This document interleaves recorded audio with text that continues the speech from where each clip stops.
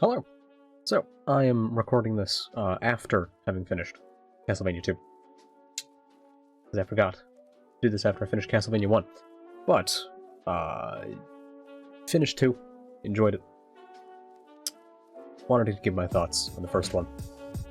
It was a Castlevania. Released in 1987, started the video game series, the same name.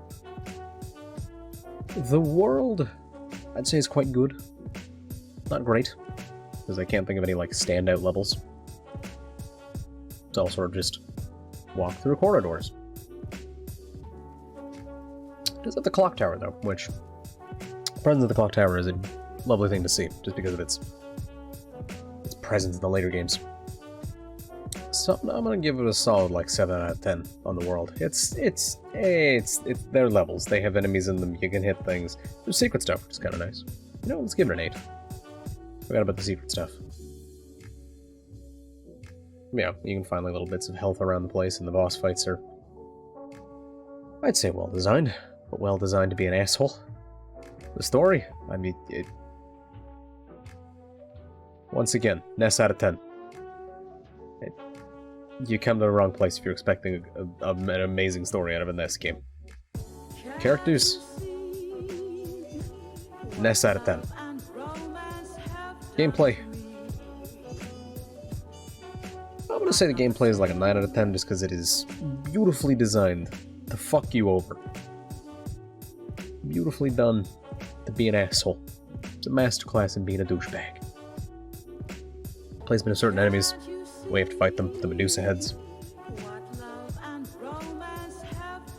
The boss fights. All perfectly designed to make you hate this fucking video game. And I love it. The music. The sequel has really good music, and this song has a few tracks that are quite nice. Like, I want to say it's Vampire Killer and Wicked Child. Those two slap. They're pretty darn good. The rest are okay.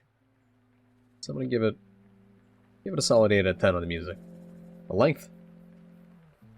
It's hard to say, because I spammed through it with save states.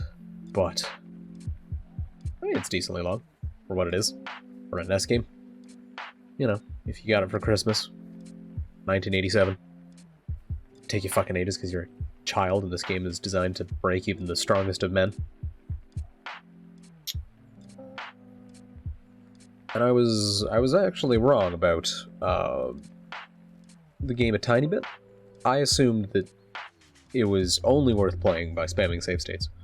Turns out if you game over, you just get sent back to the previous, like, after boss room. So you beat the giant bat.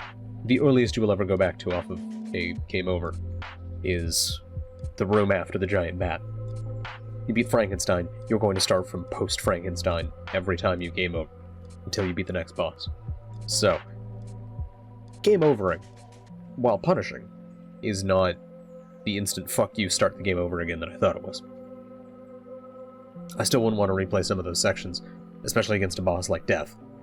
So, lengthwise, I'd say it's like a 7.5. It's not that long, but the challenge kind of extends it enough to where it's a decent enough game. And the jank?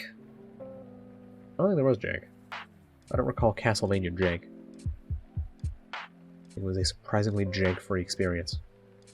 Also, DLC gets a NES out of 10. I'm trying to think. Is there jank? Maybe there was some weird interaction with Death? Or Dracula? But I feel like it's a simple enough game to where it's not really going to have that much jank. Really solidly designed. I'm going to say 0 out of 10 on the jank, which is a good thing? I guess because you'd have good jank, bad jank, and then no jank. Regardless. Solid game. That's why solid 7.32781 7 out of 10. It's a solid enough game. I wouldn't play it again. I probably would play fucking Simon's Quest again, though. It's a solid enough game for that. Yeah, just a little short thing.